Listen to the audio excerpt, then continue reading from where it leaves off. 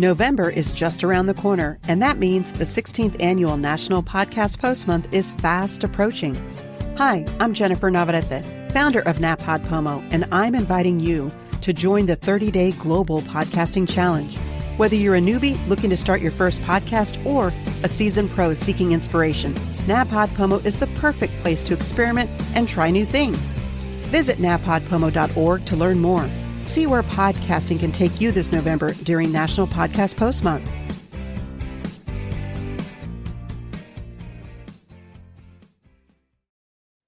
You know, there's a book called The Law of Success. You may be familiar with it. It's Napoleon Hill. And there's a quote in there that right after my wife died, it made me really mad.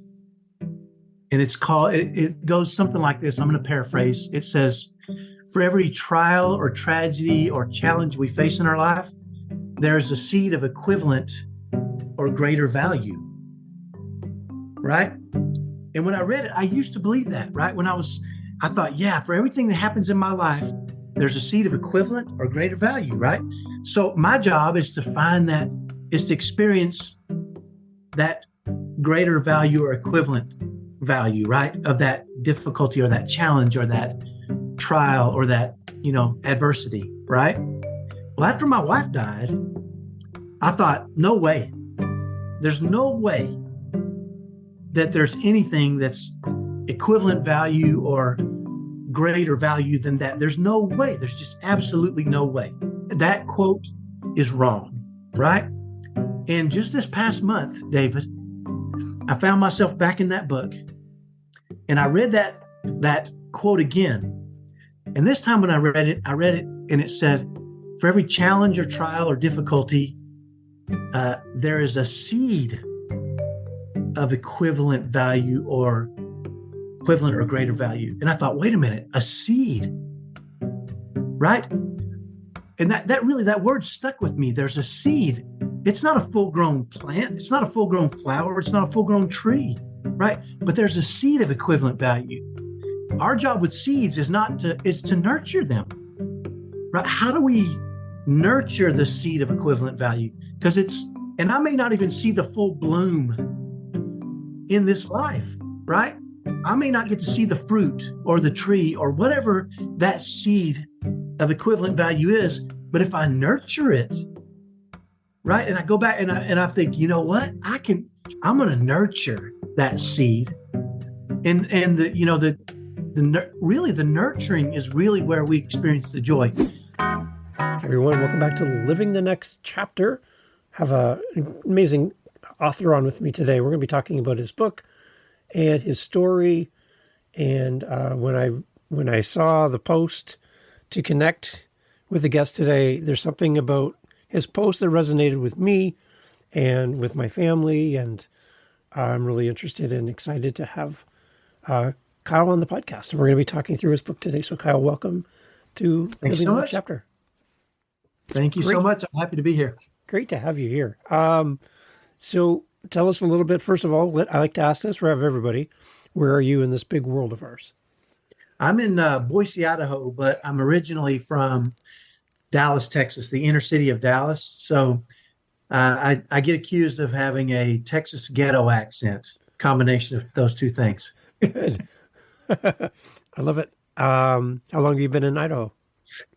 I want to say, I'm not great with numbers, but I would say over 15 years now. So okay. I have two sons that are on the autism spectrum. And when they were first diagnosed early on, we realized the big city of Dallas may not be a safe place to raise them. Interesting. And we ended up moving out to the country for a while in Texas, but we're not country folks. We're more city people. Yeah. And so we kind of did a nationwide search, and Boise kept coming up as a kind of a safe haven. And when we moved here, I remember thinking, this is like going back in time 50 years to Leave It to Beaver days, right? Because Boise was still this hidden gem. Mm. And so it's been a great place to raise our kids. That's kind of what got us here. Nice. That's great. I always like to kind of hear people's journey about where they end up in life. And that's interesting. I'm glad you made that move for your family's sake. Yeah. As we had to make a few sacrifices. I owned my own business back in Dallas. And as we talked about it, we realized pretty quickly that the autism and all that that brought along with it was probably going to be a little bit more important than me working 80 hours a week in my own business, right? And so that gave me the opportunity to go to work for somebody else and come back into the home more, spend more time and regain the trust of my wife, I think, as being a good dad and a good husband. So it's amazing. Okay, so let's talk a little bit about your author journey right off the bat. I'm always curious to find out what life was like before you even thought about writing a book, because that, for me, I've never written a book, so I'm very curious about that because that's where I'm at. And right. I know some of the listeners are also new authors who are on that process of just starting the journey of writing.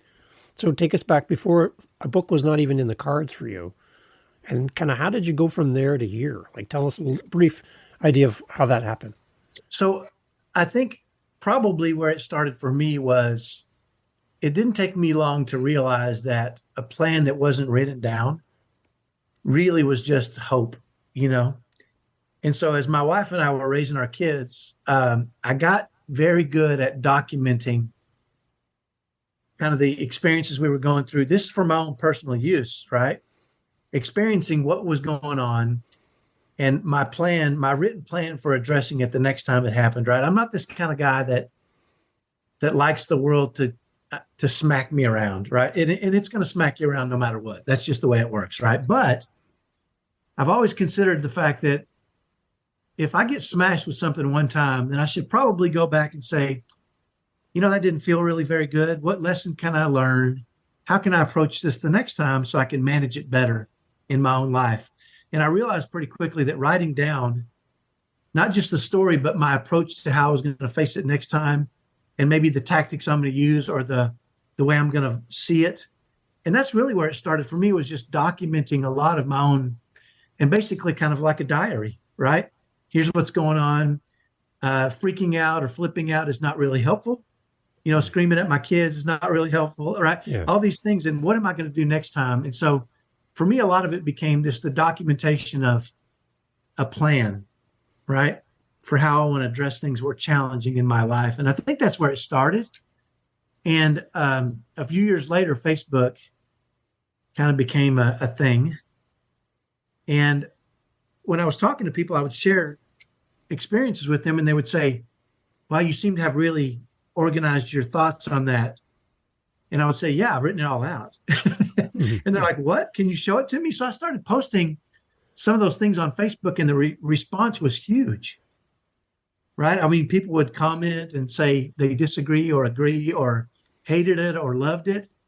And it really got me in the habit of like posting articles and posting, you know, documents and all these different things and letting people see. And that kind of led me down the journey of realizing, and really, I think if I look back on my first bit of writing, it sucked, you know, and I think that's the same with all of us, right? We first start doing something, we're going to suck at it pretty much. Yeah. Right.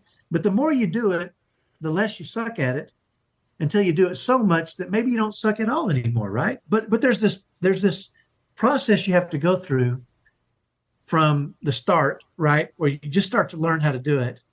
And then you get to where you're okay at it, right? But for me, it was posting things online, letting people see and read them, and giving me feedback. And it did two things for me. One is it let me know what people wanted to read and what it wanted to see, and what they didn't. That was important, right? The other thing is it helped me refine my writing style, right? Because the more you do it, the more you start to create frameworks for how you want to do it.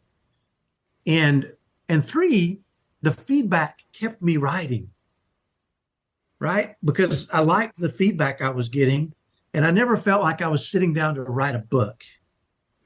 I felt like I was sitting down to write a page or two about something. And then eventually you have a book, right? You end up with, you know, a complete from beginning to end, you know, book ultimately. And so that's really kind of how my journey started and how I got to, I think, where I'm kind of at now. So that's great learnings for people listening. Just to start, I think we get so caught up in, I want it to be great. I want every word that comes through my fingers on my keyboard or through my pen to paper to be excellent. And Yeah, it's not going to happen right away. It's a muscle, right? You have to develop that muscle.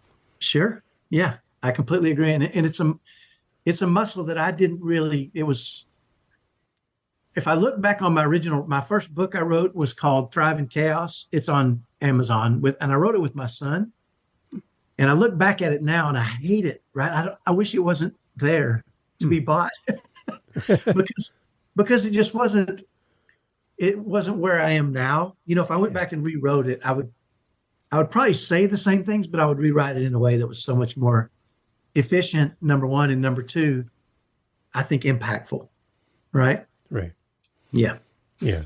And you learn as you go. So absolutely. There you go. So, okay, your newest book that we're talking about today, this is what struck a chord for me was there was a mention somewhere about your 30th anniversary and some the details around things that happen in your home with your wife and stuff. And when I read that and I read it to my wife, we both just sat there and because we just celebrated our 30th anniversary. And so it was very timely for us to see that come across the screen.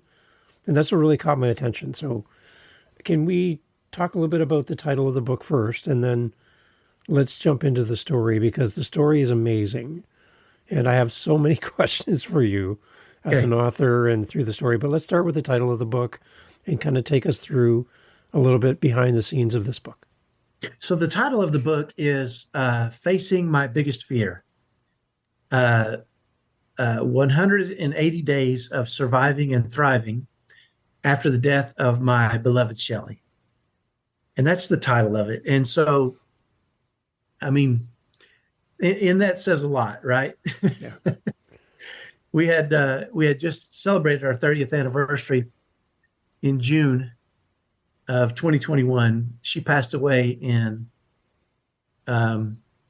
October of 2021.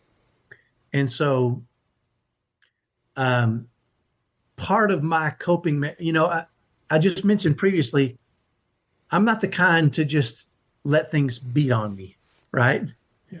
And my wife and I had created what I believe, and she believed too, to be a top 1% happy marriage.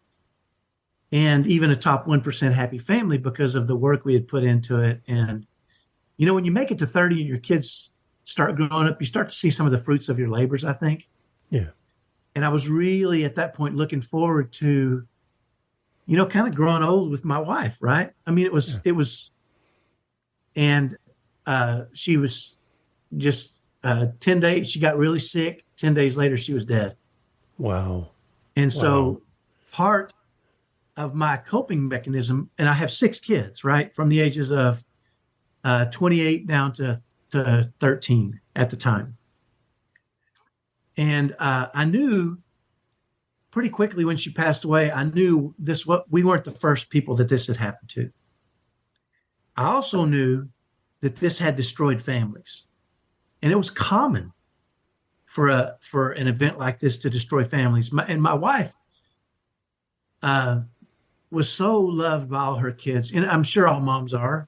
Yeah. But my wife everything she touched, she beautified, right? She beautified the lives of her kids. She was like an angel on earth, right? And so when she passed away, I realized pretty quickly this tragedy I'm not letting this ruin our family, right? I'm not going to do it. Ain't happening. And so I thought, and it really helped me to write down my thoughts and the ideas that came to my mind and the plans I had. And in my book, I talk about some of the struggles and the pain and how we manage those things. And for me, it was my diary for the first, I wrote almost every day. I would sit on my couch. By the way, the first 30 days, I couldn't even go in my room right after she passed away. I couldn't face an empty bedroom without my wife. And so every night I would sit on the couch where I would sleep, basically, and I would write about her and experiences we had and how I was going to face it. It wasn't enough for me to say, I'm in pain, I'm suffering, I don't know what I'm going to do, right? I would say I'm in pain and I'm suffering, and I got to figure this out. So I'm going to write out how I plan on addressing this with my kids, for myself, how I'm going to manage myself emotionally and spiritually.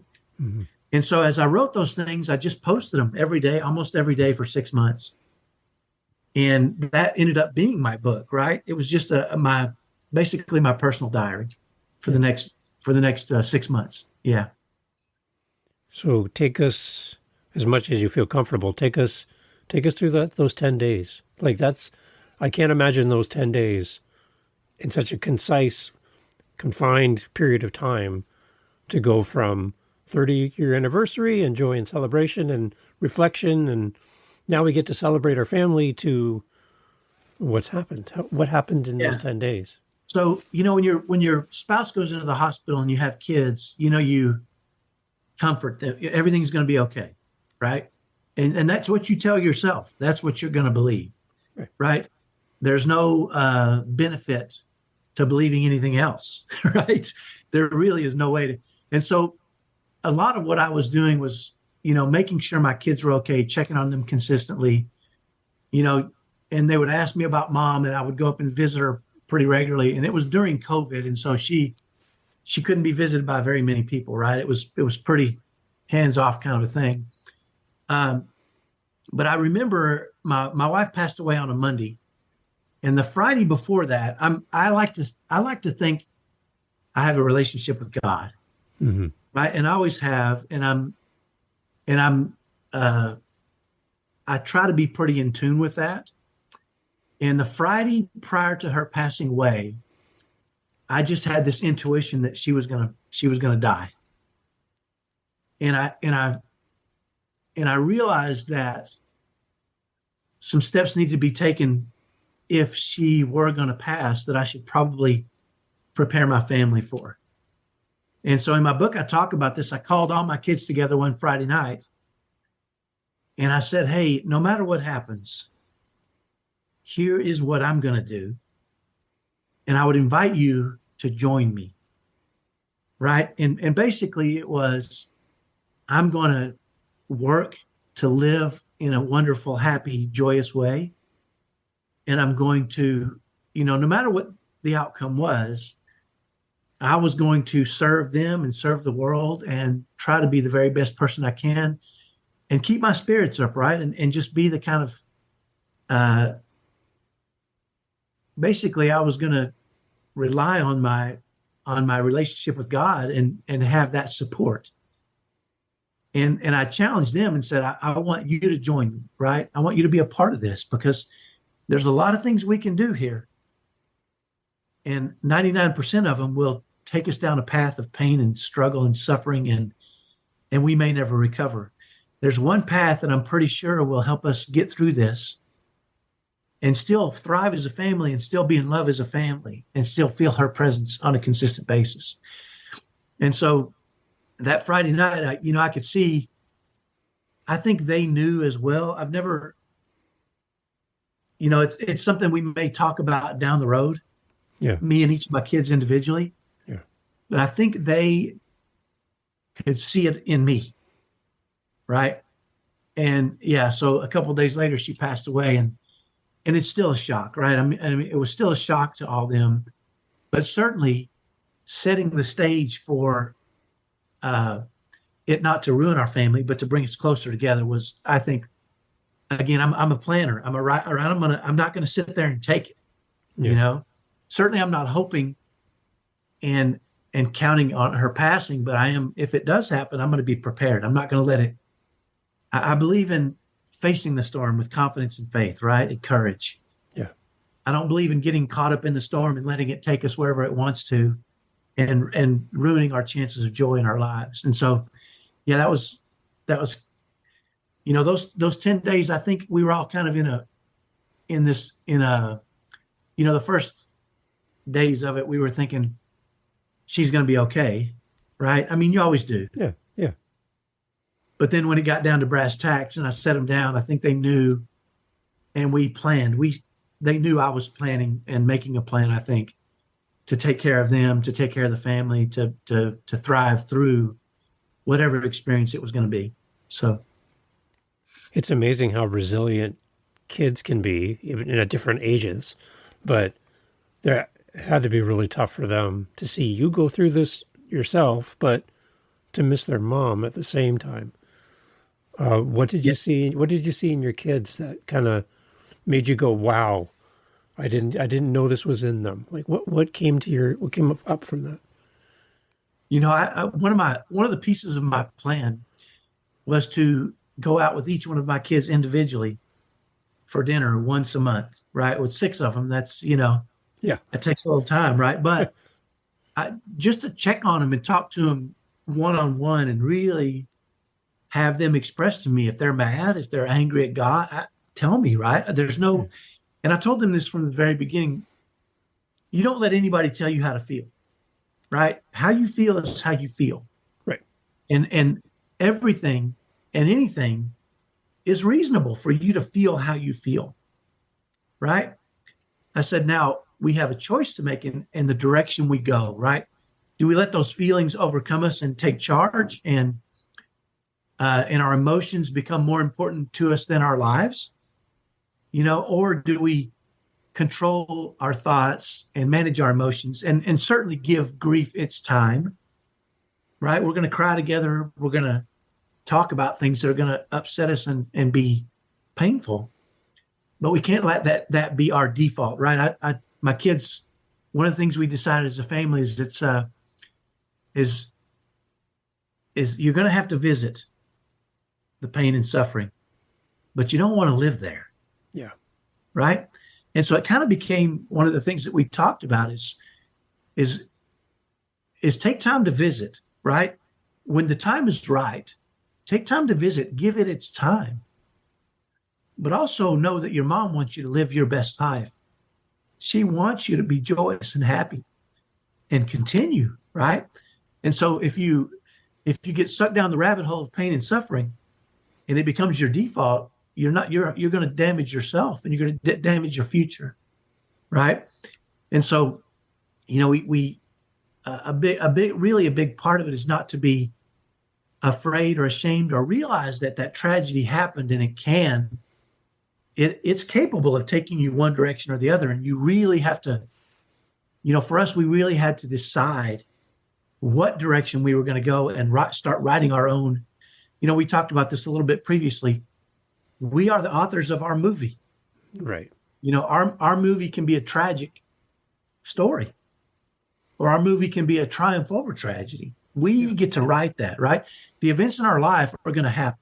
We don't get to write what events happen. We get to write how we manage those events and how we see them and how we frame them so that they can either, tear us down or propel us forward. And so what I saw in my kids was they were looking at, I think they spent so much time worried about me that they didn't really, and I'm sure they all had their own amount of grief, but my kids also knew, and people aren't going to like when I say this, but my kids all knew, all 6 of them knew, if we were on a boat and it capsized and the boat is going down, and I can personally save all 6 of my kids, or I can save my wife, they're going to die because I'm saving my wife, right? My kids knew that she was 1A, 1B, and 1C, and the rest of them, I love them more than anything. Yeah, yeah. But she was the thing, right? And so I think they realized very quickly, and they loved that. I think my kids loved that, right? It gave them confidence in our marriage, in our relationship.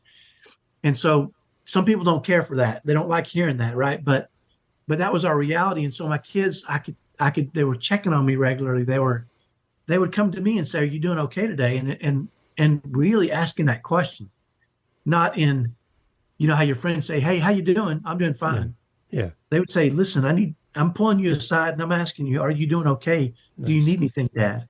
And I think my kids just shocked me at their resilience, right? And their willingness to buy in to, we have some choices to make, and we choose joy. We choose happiness as a family. And just watching them do that has been amazing, incredible. I like it. So talk to the readers now of the book. They have purchased it. It's either coming in the mail or they're at the store. It's in their hand, and they're excited to have this book and crack it open and start reading. Before we read a single word, from you, the author, to the reader, what do you want us to know before we jump in and start reading this book? Well, first of all, I think I want everyone to know that, no matter how you live your life, your tragedy will strike. We're all going to, it's part of life. Those things are part of life. And trying your hardest to avoid those things or having anxiety over those things are going to affect your ability to function at your highest level, right? And so I think more than anything, I want people to know, if I've had a lot of people that have expressed to me as they've read the book that it is a triumph over tragedy, right? It's a very clear, I tell stories about before we got married. I tell stories about our relationship when we got married. I tell stories, right? For me, I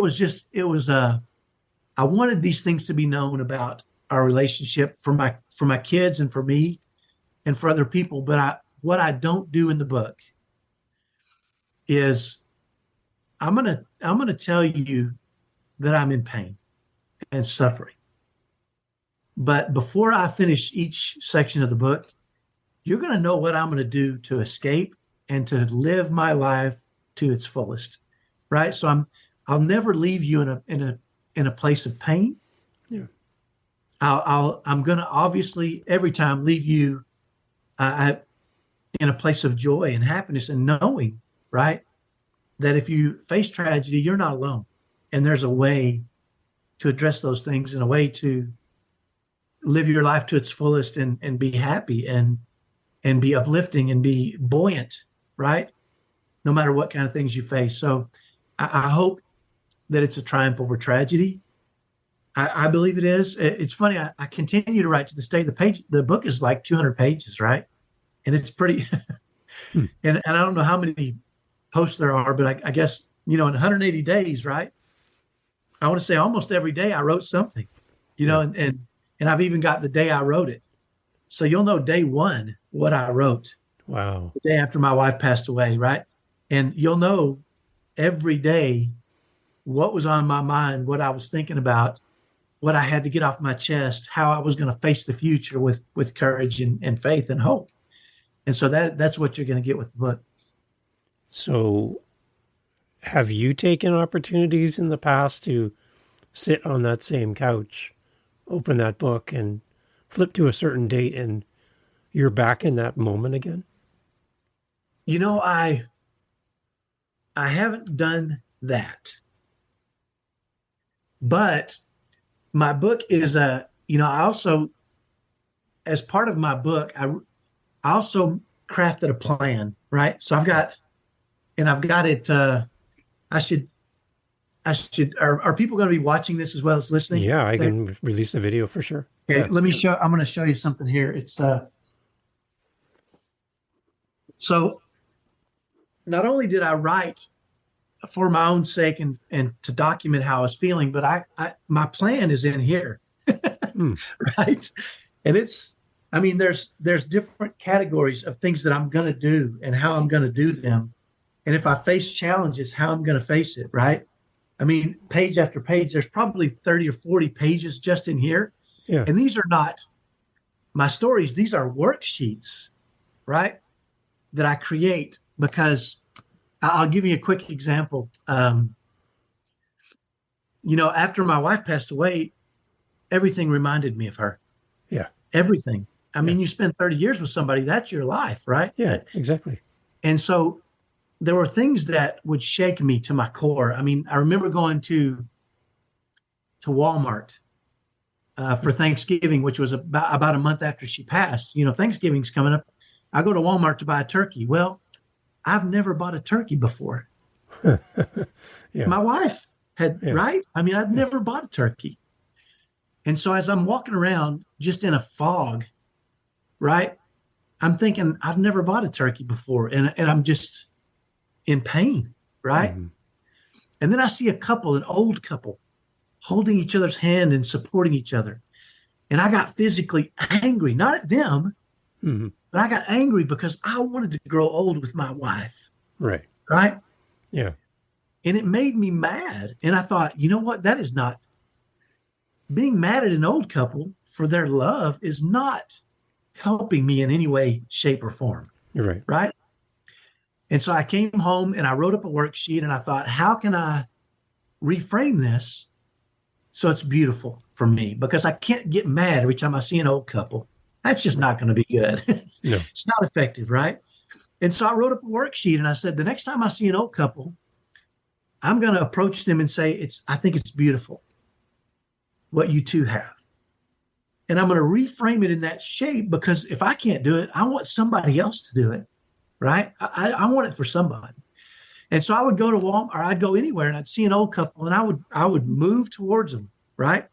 I reframed that experience. Yeah. So instead of pain and suffering and anger for me, I wrote up a worksheet, and it's in this book here, a worksheet that says, here's what you're going to do. First step, if you see them, you're going to recognize what it is and face the anger and say, you know what? I'm not going to let that be my default. Right. I want my default to be love and kindness. And you're going to walk over to them and you're going to say, hey, can I ask you a question? How long have you been married? Can I tell you something real quick? I think it's beautiful. I'm watching you support each other. I think it's beautiful. Wow. And you should have seen the joy on their faces. Right. Right. And the joy it gave me to see them and to feel that love that they had. It changed that perspective for me. Right. Yeah. And so every time something new would happen that would shake me up, I would create a worksheet and reframe it so that I could see the beauty and joy that she brought to me and that's still in this world, even though she's not here with me. And so this book here is full of, first time I went to Costco, I'd never been to Costco by myself before, right? There's so many things that would shake me up. Yeah, yeah. I didn't need to be walking around this world with tears running down my face, right? I needed to face things and be grateful for those events and the beauty that she brought to my life. And what that did is it uplifted me. And in doing so, it helped me to uplift other people through the process, right? Yeah. And so, you know, I think when I'm faced with a challenge, I'm only faced with it once, because I'm coming home and I'm writing a worksheet, right? And I'm gonna go to work and try to figure out how to turn this into an emphasis of joy or happiness or love or whatever the case may be, because what that does for me is it energizes me and it gives me strength and it gives me courage and it gives me hope. And then when I come home and my kids see me, they see that pillar of strength, right? Now, I'm not saying there aren't days where I go hide and I fall apart. Yeah. Because we need to do that, right? We need to give that its space and its time. Yeah. Right. But what I'm not going to do is I'm not going to let that pain and suffering and discouragement, I'm not going to let that become who I am, because it'll damage me and it'll damage my family and it'll damage the world. Right. I heard, David, a guy one time say, a guy who he's a producer for movies. And I heard him in an interview say, you know, the villain and the hero both have the same backstory. He said the villain is beaten and battered and bruised and treated unkindly and spat upon. And, you know, his world is turned upside down and he faces these tremendous challenges.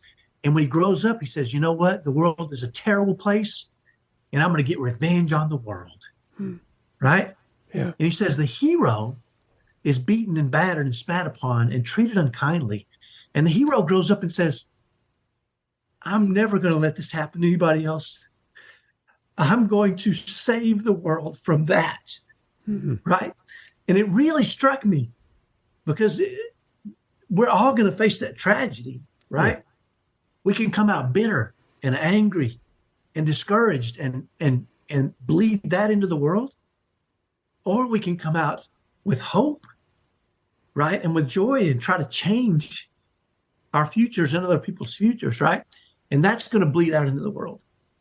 And so I think a lot of what I catch myself doing is I catch myself in anger or frustration, or even, this month it'll be 2 years. Right. And I still wake up some mornings and I go, what the crap, man? Yeah. This is not right. Yeah. I did everything I was supposed to do. I tried so hard. I built a world where we loved each other. I go through this list of things and it say it's just not right that this happened. There's a million other people that should have been taken from this earth before her. Right. It is not right. And if that gets a hold of me, then I bleed that into the world, right? And so it's a battle I have to face. And I think we all have to face on a really consistent basis on smaller things consistently, right? I mean, we all get cut off in traffic and it can turn us into something we don't want to be. Yeah. And we bleed that into our families and into the world if we're not careful, right? Yeah. Just small, simple things. And so for me, a lot of what I've done and a lot of what I try to do is say, I'm not going to bleed that, right? I see what's going on. I'm catching myself in that state, and I don't want to bleed that. If I need to go somewhere and get it out of my system, I'll do it on my own time and not bleed that into the world. Yeah. What I'm going to bleed into the world is joy and happiness and hope and kindness and love and all those things I know that'll make people happier, that'll make the world a better place, right? And it's going to do me so much good. Right. Right. I feel so much better when I approach the world like that. I love how you've seen through an obstacle and found the opportunity in the moment. You've changed that whole dynamic. And it's like, because I think when we see an obstacle like hate or fear or anger, all those things that sit in front of us that impede us going forward, you didn't get frustrated and stop. You climbed on top of it, and that was your next level up to the next thing for you. That's an amazing picture. And I'm with you at Walmart and Costco, watching you walk up to strangers and engage with them. I have my cart. I'm pushing along behind you going, who's this guy? What's he doing? But that moment, they weren't anticipating that kind of interaction with you that day. They're just shopping. So to have you reach out and do that for that couple, I'm sure they talk about it often. There's a book called The Law of Success. You may be familiar with it. It's Napoleon Hill. Yeah. And there's a quote in there that right after my wife died, it made me really mad. Mm.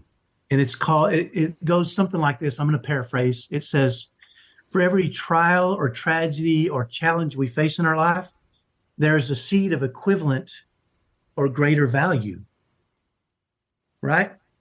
And when I read it, I used to believe that, right?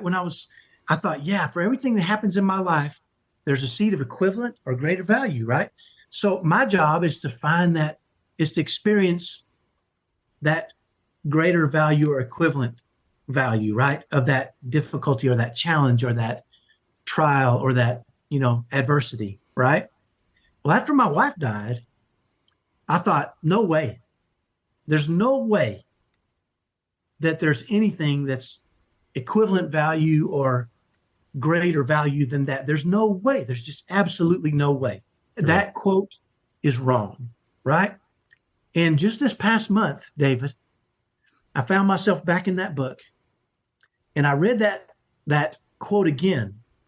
And this time when I read it, and it said, for every challenge or trial or difficulty, there is a seed of equivalent value or equivalent or greater value. And I thought, wait a minute, a seed, right? And that word stuck with me. There's a seed. It's not a full-grown plant. It's not a full-grown flower. It's not a full-grown tree, right? But there's a seed of equivalent value.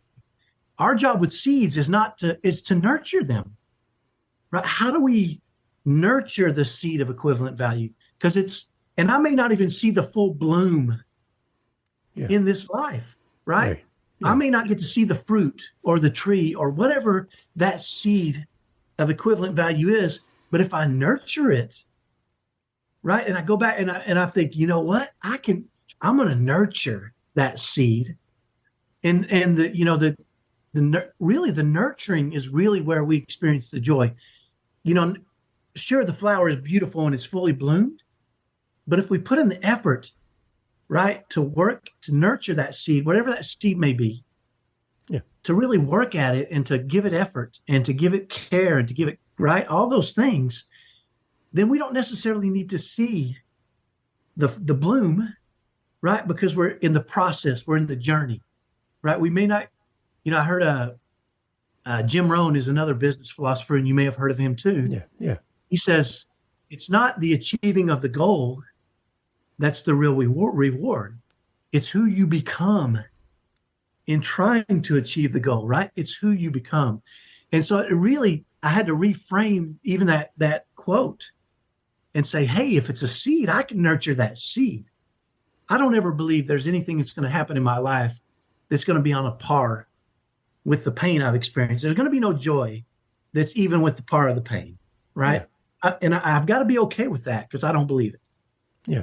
What I do believe is if I can nurture that seed, then maybe, just maybe, other people, or I can experience joy too, and I can see other people experience joy, and I can contribute to their happiness. And so for me now, it's just in the past month, David, I found it, and it's reframed that for me too. So now I don't have to experience an amount of joy that equals the amount of pain. Yeah. But if I nurture that seed, I'm doing my job, right? And I know, like you said, that old couple, I know I can feel it, right? That it changed them, and it changed me in helping them to see that. And that's really the key for me. So can I jump off your seed illustration there? I have something to add to that. I think that'll give you even one more layer for you. I'd love that. In podcasting, I'm trying to encourage people to think about the impact of their words by having a show. As an author, you have impact by writing your book. Our story is impact. And in podcasting terms, people look at numbers. They want to know how many people listen to their show, how many people buy my book. And that's a number that we use as a metric to see if we're being a success or not. And there's a quote that I heard, it's not mine. It says that you can count the number of seeds in an apple, but you can't count the number of apples in a seed. Great quote. And for you, like, you can measure how many books you sell, but you can't measure the impact of the book for the person who reads your book. Because that person reading, their life could be different. And then their children's life is different. And then their children's life is different. You can change the course of an entire family or someone's story just by sharing yours. And you can't measure the impact because you can't measure how many apples come from one specific seed. I love that. And it's another reason why I think people should document their story. Yeah. Right? I mean, you write it once, and, even if I heard one guy one time say, you can't go out there and try to change the world. He said, you change one person. Yeah. Right? And with a book or with anything that's evergreen, a podcast, it's there, and who knows how many people it can impact, but it's not really what's important is impacting one person. Yeah. Right? But the most important person I think you can impact is yourself, right? I mean, here's what's interesting is as I'm writing my book, I'm wanting to be a person, right? I mean, I've never gone through this before. No. I know who I want to be. Yeah. I know who I aspire to be in this event. But as I wrote in my, as I wrote my thoughts and feelings and desires, I think I really became, right? It helps me to become that person that I want to get at, right? I mean, and it's part of writing is crafting your movie, is crafting your own life's story. Yeah. Right. And it's really, even if nobody ever reads it, I think the value in you writing it for you is tremendous. Right. Mm-hmm. I mean, imagine handing a book. And by the way, we have a copy of I've got a couple of books on my shelf downstairs. My kids will go down and read them, and I'll see them reading our family's books. And they'll come to me and say, I never knew this, Dad. Why didn't you tell me this story? I'm like, I didn't even think about it, right? Mm-hmm. There's so much power in that. Yeah. And leaving that legacy, because, the things that you leave behind, you really don't leave a lot behind, maybe pictures and maybe books, right? Yeah. I mean, that's how people are going to remember you. Maybe memories, but memories fade, Yeah. right? It's so powerful to be able to document, those parts of your life, especially the trials, the tragedies, those difficulties. And again, I have a framework when I write now, and maybe that'll help the authors out there. I do what I call hook, story, and the point of the story, right? Yeah. So hook, story, point of the story. And so I want to start out, when I write an article, I'll start in the most dramatic way possible, right? And I'll try to say something, you go, whoa, what does that mean, right? Like, that's when my son took a swing and hit me in the head and made blood come out of my ear. Well, you're going to read that story, Yeah. right? Yeah. Yeah. And then I jump back into the story and I say, maybe I should explain, right? Here's the kind of and then I tell the story. But at the end, I always want to leave what I learned, right? Yeah. We're all going to have trials and tragedies and difficulties. We're all going to get something from it. We can get bitter and angry and frustrated, or we can get the good stuff, right? The good stuff is you learn, you grow, you expand, you stretch, you impact other people, right? And so at the end of every story, I always want to write, here's how I'm going to make this work for me. Yeah. Right? Here's what I get. And what it does sometimes, I think, is just in writing the story, and you could even do this and go back and write a hard moment in your life. And then say, here's what I'm going to get out of it. Maybe you haven't even got anything out of it. But if you say, here's what I'm going to get out of it moving forward, and you write it down, right? And you maybe post it or show it to somebody. Now you've committed to a new movie script, right? Instead of sitting in your pain or never forgiving somebody that's something that happened 20 years ago and they don't even know, you're still mad at them because they don't. Yeah. Yeah. Say, here's what I'm going to get. I'm going to forgive them. I'm going to move forward. I'm going to do this, and I'm not going to make these mistakes. Or I'm going to change the way I approach this, or I'm going to reframe these events so that they benefit me. Mm-hmm. And in doing that, you really change the way you view the world, right? Because we're all going to see and face challenges, right? How is it that the villain becomes the villain, the hero becomes the hero? Yeah. Right? Same story, different outcome. Yeah. And I think that's where we get to decide the outcomes, right? Yeah. And what a beautiful thing that is, that we get to do that. I love it. We get to do that. Yeah. Yeah. I have to ask, these worksheets you flashed to us on camera and you flip through, I'm like, please tell me somehow those are available to us as readers of the book, as people wanting to be part of your community. Is that a resource that's available to us as well? Yeah. So here's what I will do for you.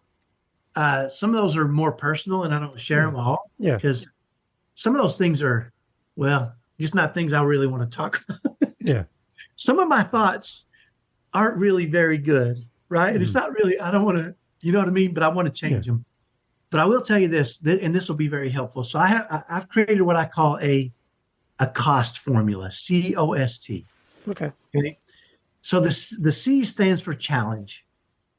Okay. And on a piece of paper, I write C in the top left-hand corner, O next to it, S and T. Okay. The C stands for challenge. And when you face if you ever get frustrated or angry or discouraged, that's a challenge, right? Identify it.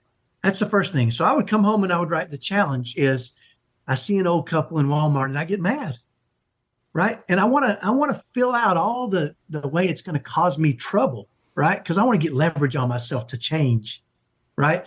So I'll say, if I'm angry at this old couple, it's going to damage me. I might take that anger to my family. I might take that anger out on the road with me when I'm driving. Yeah. I might spiral into that anger. You know how we spiral, right? Yeah. We go down these rabbit holes of depression and discouragement. And so I write all that stuff on the challenge side. And then under O, I write objective. Mm-hmm. What is my long-term objective, right? When I face this challenge, my objective there is I really want to see those old couples for what they really are: beauty and joy, right? And love. And my objective is to see them differently, right? So you write out the objective, what you want long-term from the challenge, right? Because we're going to face challenges. Now, maybe it's just not to get mad anymore. For me, that was a big part of it. I didn't ever want to get mad anymore about it. I wanted to switch it into love and kindness. Now, the S is for strategy and cost, right? And what I want you to do is name your strategy something silly or funny or goofy, because then you'll remember it, right? I called it the old fart strategy. Is what I call it. Good. Because now you'll never forget it, right? And and my tactics were, number one, my tactics were what I was going to do, the step by step I was going to take every time, right? Number one, I was going to recognize that how I felt, right? So you have to catch yourself first, right? Step number two is I wanted to put myself in a spirit of love, right? Mm-hmm. Is I wanted to change that from anger to feel love and move towards them, and then approach them as step three of my tactics in a spirit of love, and then give them a true compliment. Okay? So 4 tactics. Number 1, recognize the anger. 2 is put myself in a spirit of love. 3 is approach them kindly, right? And give them a beautiful compliment, right? So those are my tactics, right? So what that did for me is the next time I show up and I see an old couple and I feel the anger, I say, oh, wait, what's my old fart strategy, right? What's my old fart strategy? And I go, okay, I got to put myself in a state of love. I stand up straight, right? Use my body. Yeah. Start trying to see the beauty in it, right? Get there, approach them, give them a true compliment.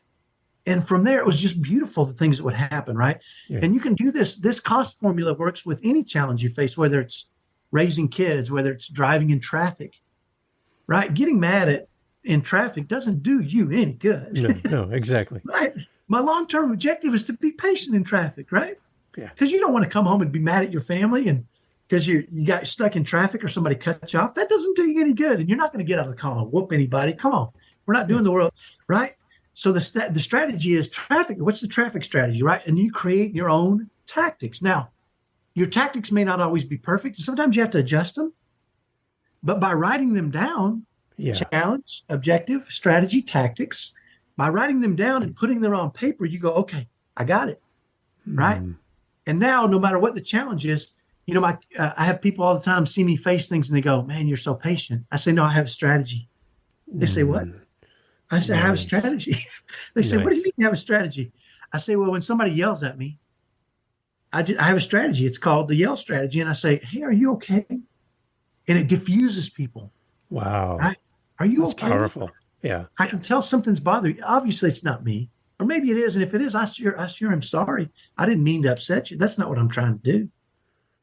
But if I upset you, I sure am sorry. Tell me what's going on, brother. What can I do to help? Right? It changes. People go from anger to happy to just like, oh, what? And it diffuses situations. And then I make a friend almost immediately, right? Yeah. And we connect with each other, and there's beauty in connecting with people, right? Yeah. Maybe you never know what's going on in these people's lives. You never know what's tipping them in anger or frustration or discouragement. Or, you know, if I see people with their head down and they look like they're in pain, I have a strategy. I'll walk up to them. Yeah. And I'll say, is it okay hey, listen, I'm sorry to bother you. Is it okay if I ask you a question? And if they say no, I say, okay. And I don't approach, right? Yeah. But if they say, yeah, I say, is everything okay, man? And sometimes they just want to talk, right? Yeah. They just want to tell somebody their pain. And I'll say, dude, I hear you, man. Right? What can I do? You know? I mean, it's amazing the way when you're faced with challenges, I only get angry or frustrated or discouraged once.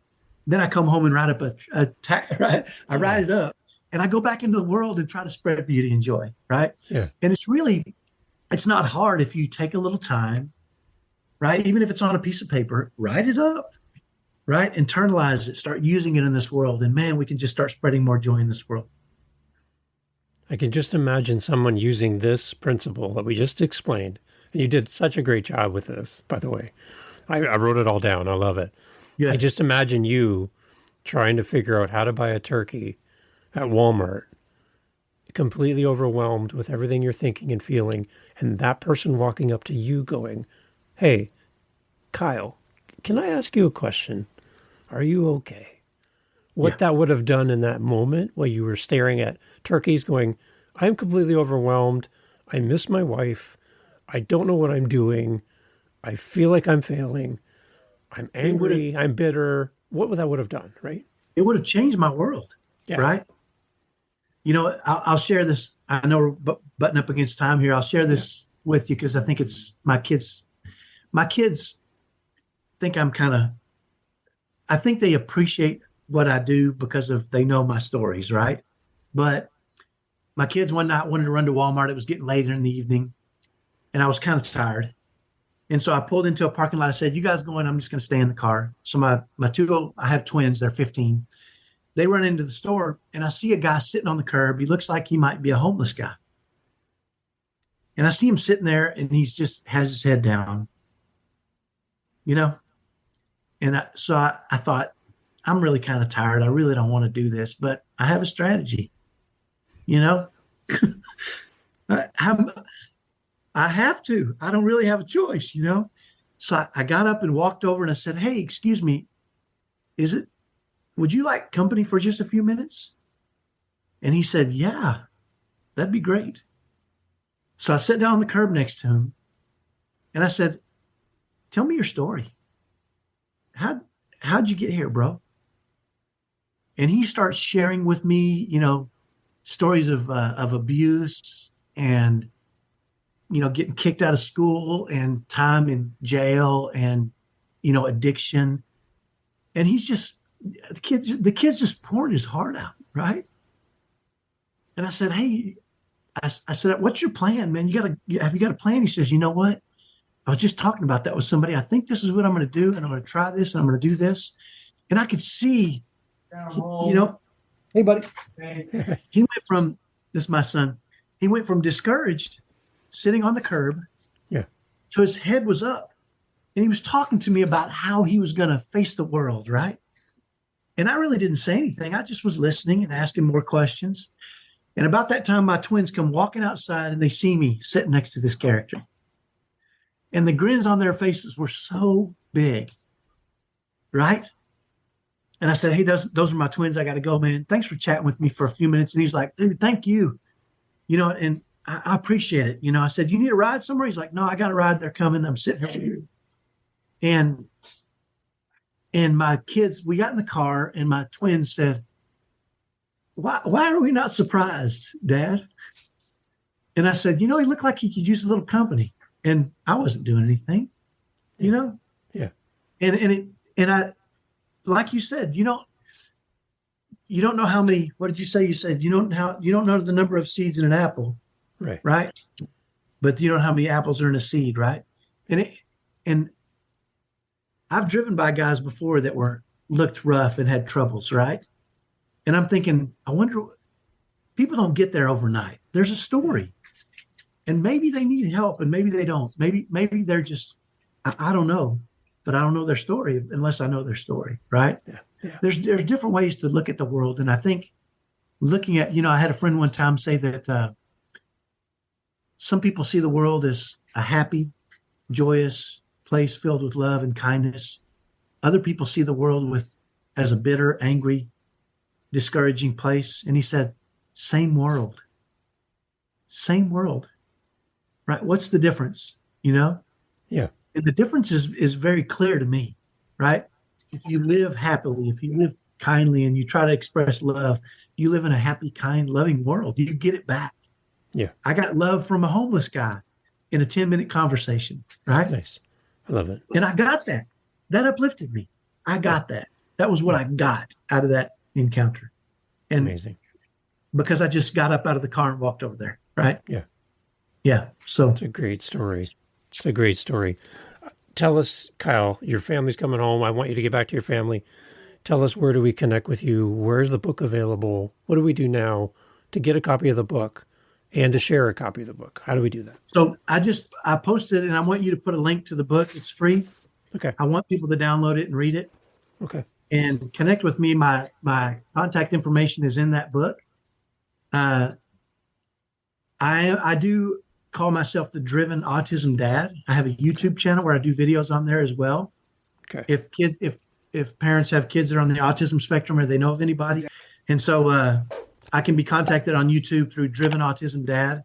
But yeah, I mean, download the book, give it to everybody you can. I'm really not interested in selling it as much as I am spreading those seeds as far and wide as I can.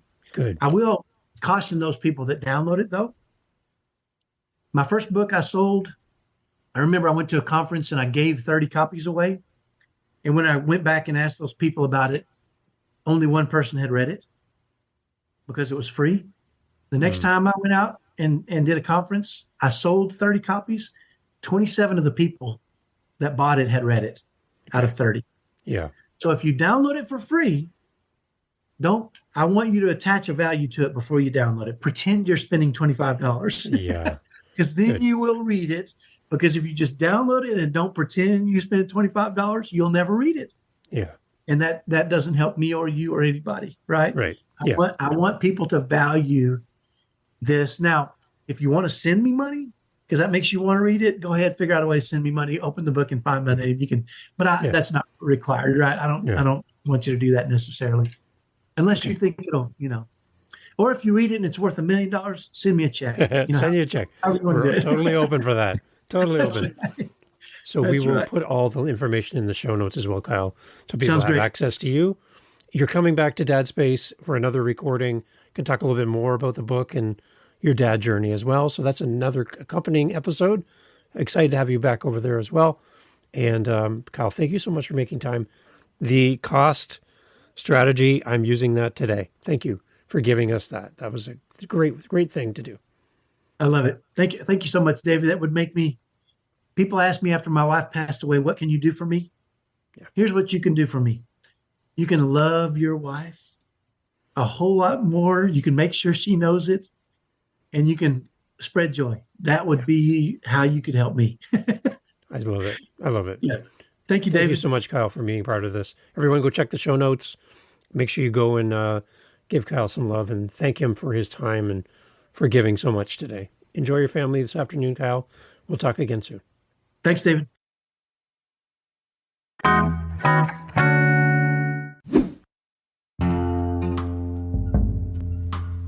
Thanks for being part of the podcast again.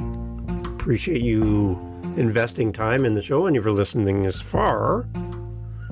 Thank you. One thing to keep in mind is we are looking for help and some support for the podcast. If you are able to help support our show, our little podcast show here, we can go over to livingthenextchapter.com and all the instructions will be there to help support the show. It takes about $30 to $40 a month to do this, just for the hosting and all of that other stuff that we pay for. But if the show is giving you any value and you're enjoying what's happening here, would love any kind of support that you can offer. That would be great. And you being here and sharing the show helps us grow, helps us get great new authors on the show, connect with other listeners, and build community. So whatever you can do to share this show today, I really appreciate it. Thank you for being here for Living the Next Chapter, and I can't wait to share the next one with you. Talk soon. Have a great day.